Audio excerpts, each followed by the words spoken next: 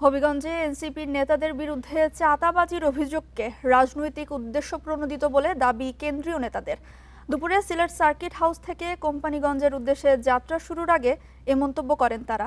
এ ধরনের কর্মকাণ্ড রাজনৈতিক শিষ্টাচার বহির্ভূত উল্লেখ করে দলটির মুখ্য সংগঠক নাসির উদ্দিন পাটোয়ারি বলেন, এভাবে মামলা দিয়ে রাজনৈতিক কর্মসূচি থামানো যাবে না। এ সময় দলের আরেক নেতা সার্জিস আলম অভিযোগ তোলেন, সরকার ভিন্নমত দমনে মামলা হামলার পথ বেছে নিয়েছে। এর আগে বৃহস্পতিবার গোলাপগঞ্জে জুলাই শহীদ পরিবারের সঙ্গে মতবিনিময় শেষে সিলেটে ফেরার পথে সার্জিস আলমের গাড়ি বহরে হামলার ঘটনা ঘটে। এ ঘটনাকে পরিকল্পিত হামলা দাবি করে জড়িতদের বিচারের দাবি জানিয়েছে এনসিপি।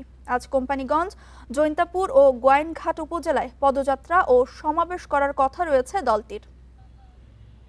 আমরা এটা ধিক্কার জানাচ্ছি। এটা ন্যূনতম উনি রাজনীতির কার্টিসি রাখতেছে না।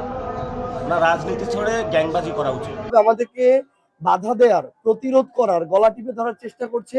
এটা হচ্ছে ব্রেইনলেস আওয়ামী লীগের মতো। মানে তাদের তো ওইটুকু ছিল, এরা ওইটুকু শো করতে পারতেছে না। এই জন্য এগুলো